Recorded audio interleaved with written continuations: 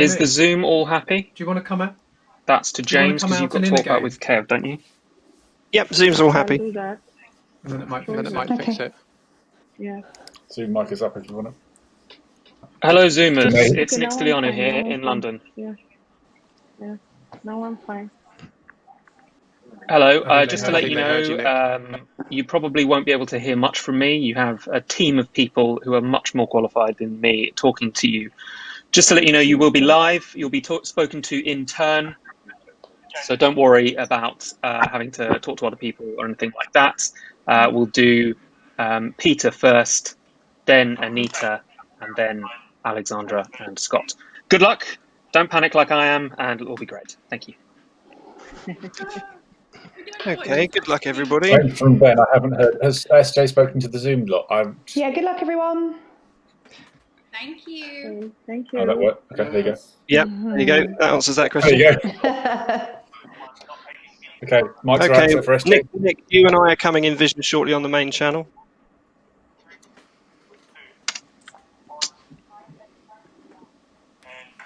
Anita, are you happy now? Is it okay? Looking like I'm actually busy doing something. Oh, look, I'm scrolling through an iPad. I'm just going to... I don't know if I'm in vision or not. Okay. You're not in vision. You're not in vision. What was that? Thank you, Dan. Okay. we Right, we have the Domonic Waghorn. Yeah. Was that? I think they've just muted her. I can only see her lips moving. Okay. Actually, I think what happened... James, just so you know, I won't talk much, but I will keep an eye on everything, and if there's anything that looks scary, I'll shout. But I'll basically stay quiet and tell you about Mike. Some of the technical people are in. Okay, they're on the break. Hard pick up from us next. Stand by, everybody. Good luck. Have a good show. Testing, okay, you can still hear me? Everyone. James, can you still hear me? I'm going to mute myself out so I never appear. Good, because I just turned record on my webcam, so I was just checking it wasn't taking you out. Yeah, I've turned mine on as well. Okay. 3 minutes to us, 3 minutes to you, SJ. Cutting you to line.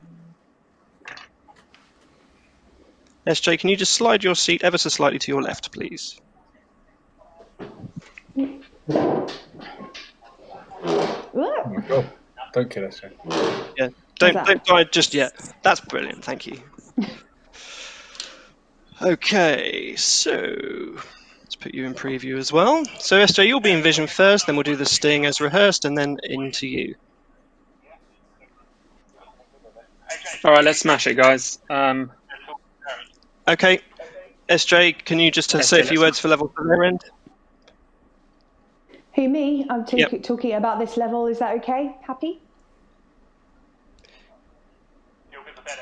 How's that? Yeah, we know. But audio should be good. Do you want me to quickly refresh? Yes, please. Refresh? Yeah, go on. How long have we got? Yeah, go on. Just quickly refresh. You've got 2 minutes that you can refresh at that time, James. On it. Okay. How's that? Is that any better? Yes. There we go. Yeah, okay. Okay, you can leave SJ's mic up now. 2 minutes to us. James, just to remind the gallery, that's literally how long it takes. So if it's really bad, let's just do it. Yeah. Dan, just so you know, we've not got much control over sound, so they might have to ride the levels slightly when you're on us. Okay, cool.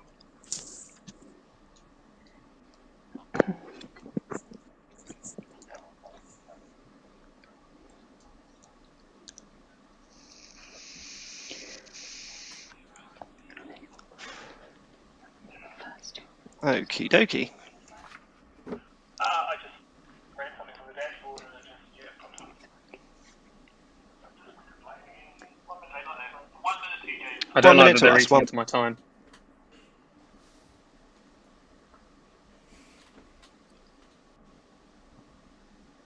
James, you can hear me, can't you? I can indeed. 45 to us. So opening link from SJ, then into the sting.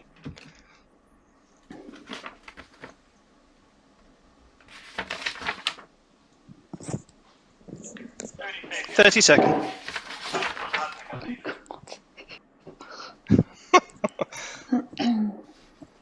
I've accidentally turned pre here on mic 4. Okay, turning it off. 15 seconds. 10, 9, 8, 7, 6, 5, 4, 3, 2, 1, cue. Hello and welcome to a special Sting programme next. that for the first time is Dom, taking look at the camera, place please. We're live. completely remotely. You won't see any big changes, hopefully, on your screens in your homes, but we're using groundbreaking technology here on Sky News this afternoon, where every single person involved in this half-hour programme is working from home. Welcome to life after lockdown. Wipe. 5 seconds. 4, 3, 2, 1, and cue. Well, as we all adjust to life that has become a new kind of normal, a life where social distancing becomes the norm, we see more and more face masks or face coverings on our streets, and where our jobs adjust to working from home. This is Sky News Remote, half an hour of television where our studios at Sky News Centre don't do a thing. We think it is a live TV news world first. I'm at home in South London, and leading up to the daily Downing Street press conference at 5 o'clock this evening, I'll bring you the latest news and analysis on this global virus pandemic from our team of correspondents and guests from their homes around the world. I'm joined now by our economics editor, Ed Conway. As you can see, he's at his house in West London. Our political correspondent, Tamara Cohen, she is in her house in North London. Domonic Waghorn, he is in Winchester. And joining us as well, David Nabarro, the World Health Organization's Global Health Envoy for COVID-19. He is joining us from where he lives in France. Coming to the Zoom call. Plus, we're going to be hearing with those who are dealing with lockdown around the world, joining us live via Zoom. They've been keeping lockdown diaries of us here on Sky News. You can watch those on our YouTube channel and on our Sky News app as well. And for those of you wondering how on earth we're putting all of this together without a fancy TV studio or without a big control room, here we go. Here is the magic that is taking place behind the scenes. No smoke and mirrors here. It is our director, James Witcher, as you can see, in his house in Camberley, Surrey, and Nick Stylianou, our producer this afternoon. He's in Stockwell, South London. Give us a wave, guys. They're very nervous. We think this is a TV first, and these are the men in charge. No pressure at all. No pressure at all, but all going so good so far. One, cut, cue on. Well, before we speak to our correspondents and our economics editor, Ed, has been analysing the latest ONS figures today. He's usually in front of the big screen in the glass box. He's still got a screen, not quite so big, but it does the job. Ed, what have you got for us? And cut. Yeah, it's basically a tally. I mean, there's no point in beating around the bush, but we can show you, I mean, throughout this crisis, this pandemic, I mean, this has been a story to some extent about take the Zoom call mic to understand what's going on around this country and other countries, to see the spread of the virus and indeed the economic consequences. And part of that has involved showing you some data, some charts about what is actually happening. And I'm going to show you on this telly just a few of the facts we've picked up recently, including new numbers from the Office for National Statistics about the number of people who are dying of this disease. It is worth just looking at these. They are depressing charts, and you know there is no beating around the bush. This is not good news. But the more we follow it and the more we're aware of it, the more we can see what we're confronting and focus on that good news when it does indeed come. Now, you'll probably remember we've talked a little bit about the idea of excess deaths, the number of people who are dying each week and each day, rising above what you might normally expect from seasonal patterns. And what we have here on this chart here on the telly here, you can see is the 5-year average, the number of people who would die every day over the course of the last couple of months. And what I'm going to do is just show you the numbers that we've had so actual numbers of how many people who have died both of kind of other causes and COVID-19. And what you'll see is quite a big pattern here. You can see that black area there is number of people who have died of COVID-19.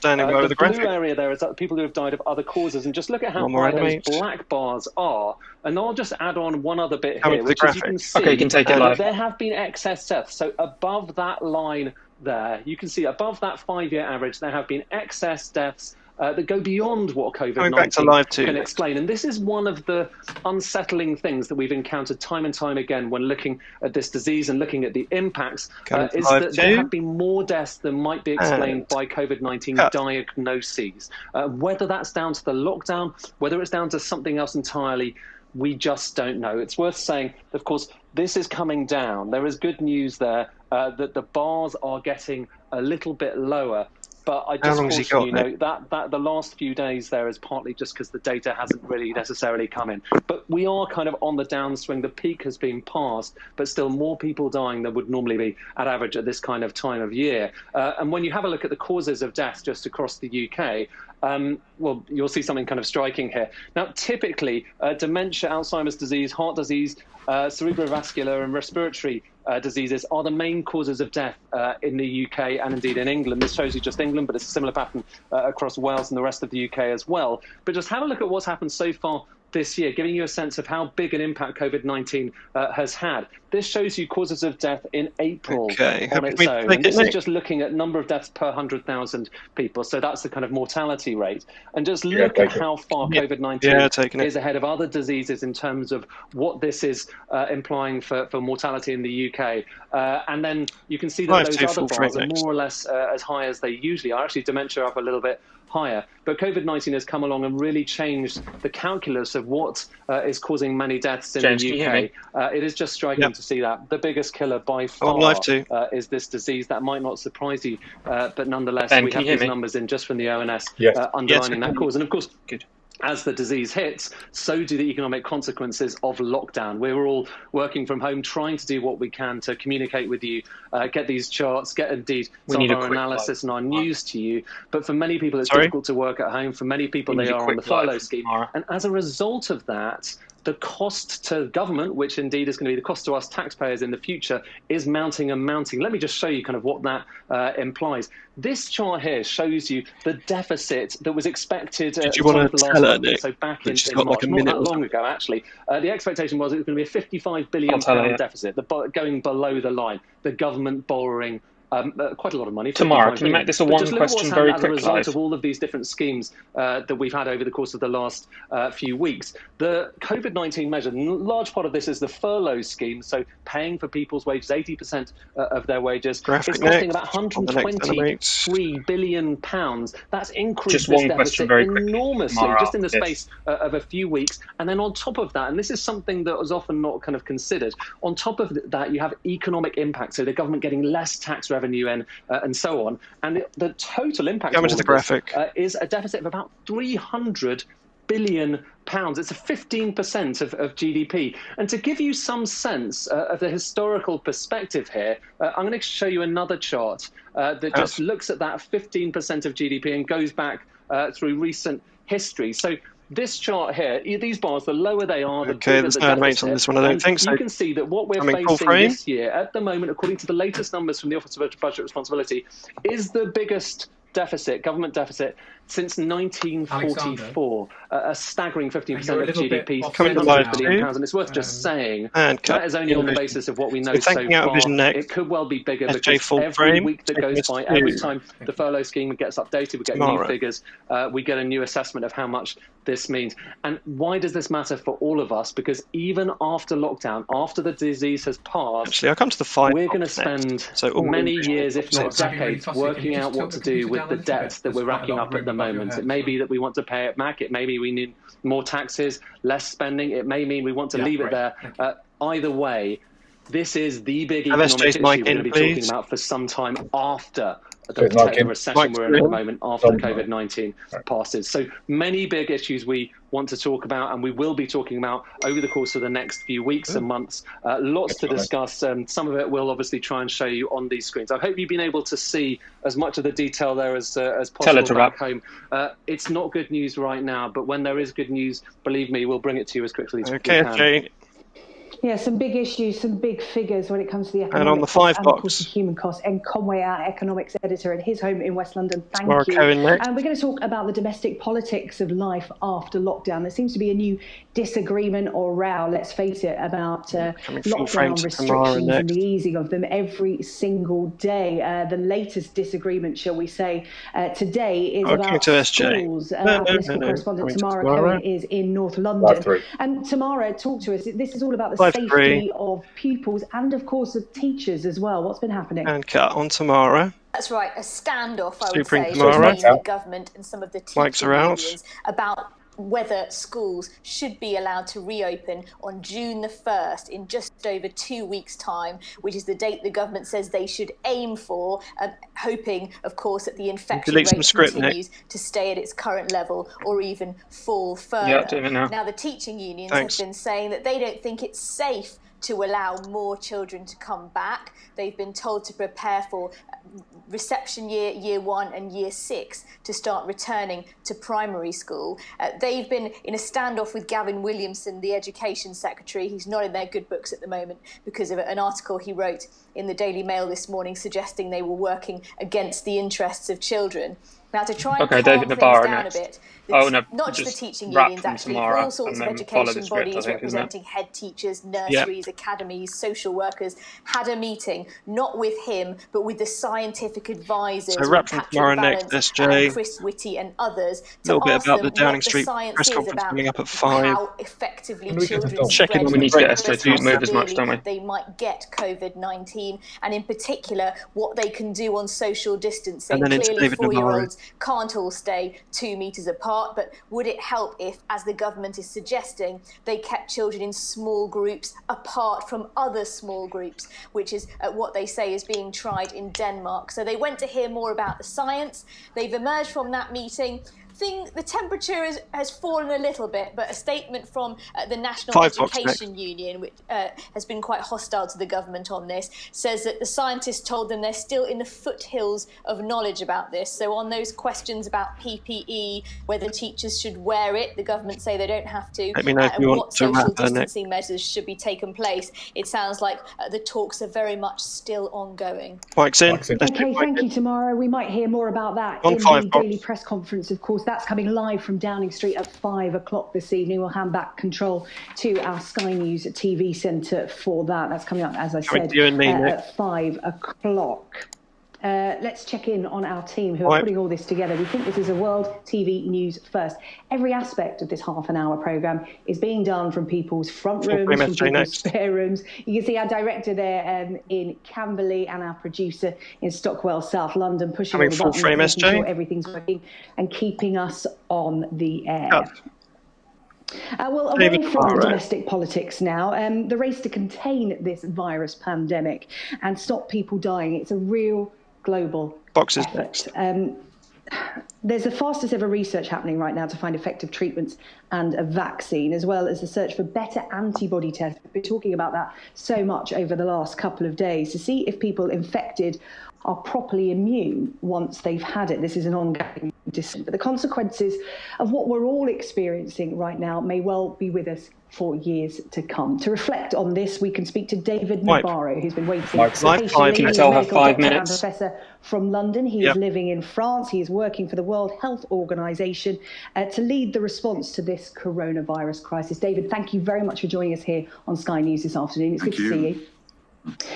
First of all, let's talk first of all about the World Health Organization and its role at the moment, because we're talking so much about international cooperation, and the big criticism is we're not seeing enough of it. How involved is the World Health Organization in advising national governments at the moment, whether it be on the strategy for lockdown or on the strategy of containing this virus when it comes to hospitals?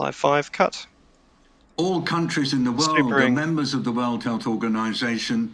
There is a degree of cooperation between the technical leads in each country like I've never seen before. For example, just under 5 Chris minutes. Whitty spends a lot of his time in collaboration with us, explaining the approach he's taking and listening to our descriptions of what's happening in other countries. But there is a challenge here, and that is that this is a new virus. We've only known about it for 5 months. 4 minutes left. We're learning while we're going. And we would actually like to encourage more and more countries to share their experiences and learn from other countries, because there are some examples of countries that seem to have done remarkably well and been able to get on top of the virus, and we'd like to share those experiences more widely. Boxes cut. Here in the UK, we've been talking about an antibody test. The UK government have approved one, saying it is the most accurate they're going to get. And in terms of finding this antibody test and rolling it out globally, how cooperative are countries being? Obviously, the UK's priority will be the UK. Is there going to be a case where these antibody tests and a vaccine comes up, when it's developed, there'll be the haves and the have-nots in terms of people getting access, different countries getting access to these procedures? And Kat, live 5. So coronavirus is affecting 214, 3 left on this. 215 3 minutes left. Countries in our world, i.e. everywhere. All people in our world now are threatened by this virus. That's 7.8 billion people. As far as we're concerned, what we're trying to do is to make sure that it's possible for every country to have access to knowledge and new innovations as they come along. Trying to ensure that poorer people, particularly from poor countries, can benefit from what the new innovations are is one of our biggest focuses. But can I just make one quick point, and that is the way in which you get on top of this virus is not through a vast amount of new technology. It's actually doing one very basic thing, and that is being able to identify people who've got the disease, 10 minutes to roll off their bump. Isolating them, identifying their contacts, isolating them, and then you gradually contain and diminish outbreaks. Our advice to every country, and it's been like this since the end of January, is please put in place community-level test, trace, and isolate everywhere. That's the secret to getting on top of the virus. And the countries that have been able to open up their economies quickest and end lockdown quickest are the ones that have put that approach in place right throughout their territories. That's the only advice we're giving now. At the center of what we're doing is please get that a capacity in place everywhere and make sure that people know what their responsibility is in regard to making that happen. And of course, we know that physical distancing is difficult, and we're saying, yes, try to do physical distancing as much as you can, but the most important thing is to make sure that anybody who's got the symptoms of coronavirus is isolated from the very time that they think they've got them. That's the secret to stopping outbreaks from building up. That's the secret to keeping our economies going. Boxes, Kat. Talk to us about the R number, the R rate, which, you know, is being talked about a lot in the UK. It's currently under 1. They want to keep it that way. How many other countries are taking it as seriously? And how useful is it as an indicator as to how a country is coping with this pandemic? Live 5. When you've got a big outbreak of coronavirus happening in different places in your country, you can reduce the size of that outbreak by stopping people moving. We're going to talk to Zoom next. In British language, introducing who are we going to first on the Zoom? If you introduce a lockdown, you reduce the amount of people who are in contact with each other, the rate of spread of the disease slows down, and your R number reduces. But as soon as movement starts again, the R number will go up. We're saying, okay, that tells you what the virus is up to, but the thing that really matters is your defense capacity. Have you got the ability everywhere in your country to detect people with the disease and to isolate them? That's the thing that's most important in determining whether or not you're ready to come out of lockdown. So countries like Germany, Denmark, can you text Kevin and ask him to put Peter full frame? South Korea, they've put this capacity for tracking and then identifying people with the disease in place. They've got it working. The other thing they're doing is saying that if they get new outbreaks coming, Peter Shookman next. We basically just need one brief thing from each of them, if you can tell SJ, please. In order we need to one brief thing from each That's one. going to be the way of the future all over the world. Thanking here. And David, thank you so much for joining us from France. We know you're very busy at the moment, but thank you very much for taking part in Sky News Remote. I'm sure we'll be talking to you plenty over the coming weeks to come. Nabarro there from the World Health Organization. Talking to Peter. Well, we are here at Sky and having to adjust to this new way of working. As you can see, it's Sky News Remote. We're all working from home today. At 5 o'clock, we're going to get an update from Downing Street. It's the daily press conference as usual. It will be followed, as it has been recently, by questions from the public as well as the usual interrogating the media. It's not just the UK that's having to adjust life. People have been getting in touch from all around the world. And we've been running a special series on our YouTube channel and on our Sky News app called Lockdown Diaries. We've got a street in Leeds we've adopted, but we've also got contributors from around the world, and I'm pleased to say some of them join us now this afternoon. The first of which is entrepreneur Peter Shankman, who joins us in New York. Peter, I hope that you and your family are safe and well. Talk to us about what's happening in New York at the moment. And cut. It is, I'm sitting here. Thank you. First of all, we are fortunately safe and well. It is a difficult time. New York. I'm born and raised here. This is my city. I grew up here, and it's really sad. It's sad to see it hurting. I'm on the 56th floor, looking out over 9th Avenue right now, which on a Friday should be move on after this. Jam packed. It's a move on after this to the next person. Out of the city. There's maybe 10 cars. It is still, after 2 months, a surreal sight to see. They're telling us that they're not looking at openings downstate. Ben, can you tell Kevin to move on to June 15th, that might Anita, continue. Quickly after the back of this one. It's tough. We don't have a lot of room in New York. No one really does. And no matter how big your apartment, it's still an apartment in Manhattan. And so, we're doing a lot, the best we can. I'm a single dad. My daughter splits her time between me and her mom, who also lives in the city. So we're doing a lot of, I've taught her about home exercises, right? Every morning we do our push-ups and we do our sit-ups. She's 7 years old and she's dealing with this. She has her Zoom classes as with her friends, and her birthday was last week. She had a Zoom birthday party, and it's tough, but we'll come through it. And I've lost a few friends, and it is a tragedy. And I'm just hoping that our leaders in this country listen to science and pay attention to science and pay attention to other companies like Germany, countries rather like Germany, New Zealand, who have listened to science and see the results that they're getting, and hopefully we can do the same thing. Okay. Well, Peter, I'm so sorry to hear that you've lost those close to you, some people close to you, but it sounds like you've got this. Stand by. You're doing well. Zoom. Keep going, Peter. Thank you so much for contributing to our lockdown Switch diaries. to Kevin if you can. How Peter gets on. We're going to go to India now. Dr. Anita Sethi, an ophthalmologist who is in Delhi. Anita, talk us through what's happening where you are and the lockdown measures that are in place or starting to be lifted. 4 minutes to our bumper. Cut. Yeah. Hi. So we are 4 minutes to our off air. Days of lockdown, and fortunately, I'm doing quite well. My family is doing quite well, and we have just about started getting back to work. We're trying to work out systems wherein we can be safe and the patients can be safe. We have a really huge country, 1.3 crore is our population. So for us, controlling this Dominic's going to be very short. Has been really difficult. Talk for too long. I think given our population, we're doing fairly well. We have a young population, we've lost Dom, so our death rate isn't alarmingly high, but we still are having a lot of new cases. But because of the economic problems, we just have to ease the lockdown. We have to have some people getting back to work. And so as doctors, we're now starting. We're just trying to keep social distancing. And as was said earlier, the key to this in our country is to contain the virus. Trace, we have these containment zones.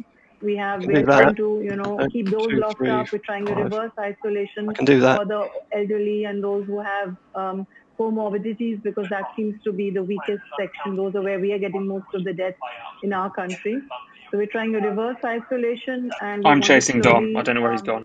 Ease the lockdown. Okay. We have a big problem with migrant labor who just want to walk back to their home state, no matter how far it is. So that's a really big problem, because it's really difficult to isolate them or to. We need to move on here. SJ's mic in, please. So it's tough, but we're going to get over it. Your mic's in, SJ. Thanking here. Well, Dr. Anita Sethi, thank you so much for giving us this perspective from Delhi in India. We're going to head to Spain now. The Watson family are joining us. They're juggling homeschooling and working from home, as so many of us 2 minutes to our bumper. Alexandra and Scott are with us. Spain had one of the strictest lockdowns. That started to ease. Full frame zoom next. Talk to us about what life's like. And cut. As you said, it was a pretty strict lockdown, and let's bust the hand back. Locked down. We were kind of like questioning it, but now it's kind of semi been released this week, and we're really grateful for that strict lockdown because you can see the benefit and the results of it. And this week we got to open restaurants, and cafes on their terraces with good social distancing.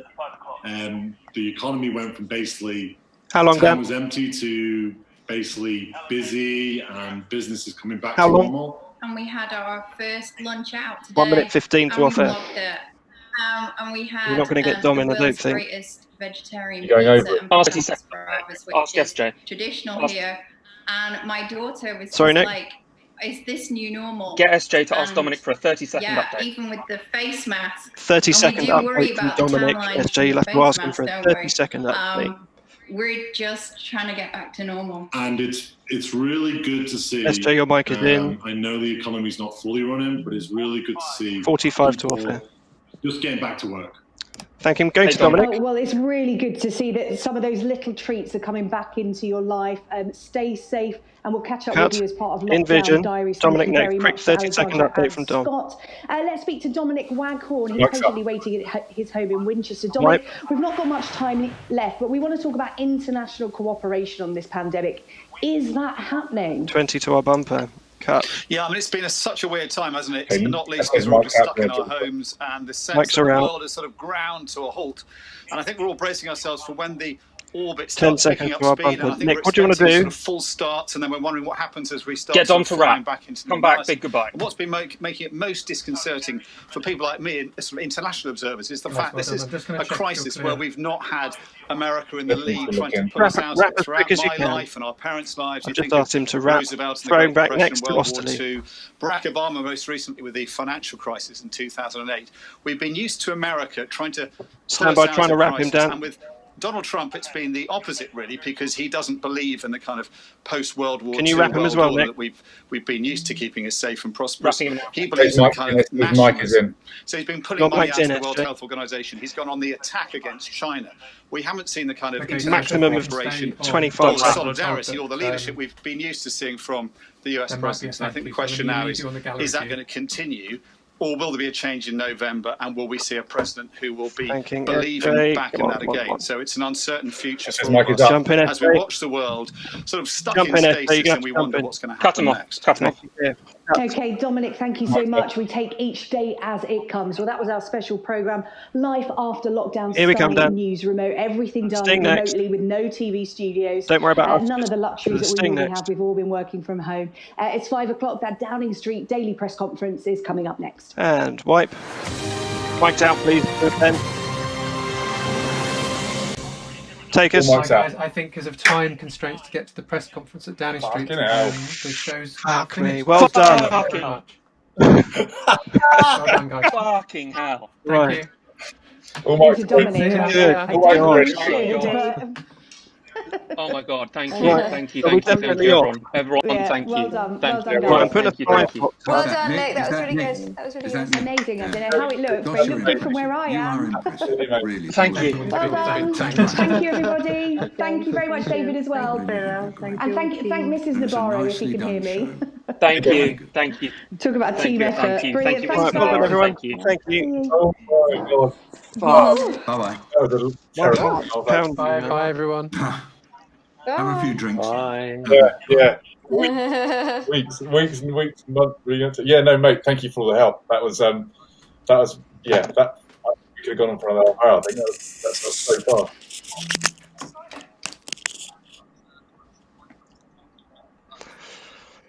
Good God. Yeah. You're right, Nick. No, that's well. If only I mean, fuck. Probably do with a bit more graphics integration. Other than that, I think we're well happy with that. What's the matter, Nick? What's up? It's okay. I'm shaking, and it all went fine. Apart from SJ was choppy as fuck. But that was thank you so much. So much for all the help, and I'm sorry to bug you so much today. Thank you so much, everyone. That was incredible. Cheers, mate. Bye. That was Kevin McHugh saying well done. Shame about SJ's stream, but apart from that, I think that went quite well. So listen, apologies for getting you two involved in it, but I think you smashed it. I hate you. I feel like I've taken quite a lot of time off everyone's life, both at the end of and current. Can I just bring somebody in here? Ross, come here. You're not on the telly, don't worry. Yeah, let's do Ross. Come here. Hang on. Let me just cut something to air. You're not on film. I just wanted to say, so Ben and Nick can see whose life you've upset. Come and give us a quick couple. Thank you so much. Thank you for lending us Jane for such a long time. We really, really appreciate you now. Just in time for you to go back to work. Yeah, Ben says they really appreciate it. Thank you very much. Just in time for you to go back to work. Right, what next then? I think. If anything, that was too easy. Oh, don't say that. I was shaking through most of that. I tell you what, that half hour shot by. That felt like about 3 minutes to me. I know. I looked down and I was like, shit, we got about 6 minutes left and we're not even on the Zoom yet. I was like, yeah, I mean, well done. The only thing I can see that there would be the back at base, they might be a bit like, it was the lack of like fact straps. But that's other than that, I was watching. So I don't know if you guys, I've got this on a Q box in front of me, in full HD, and it looked like Sky News. It didn't look any. Did it really? Like even so of course I don't know what you guys are looking at, but I'm seeing all the feedback in low res. So the fact that there were a little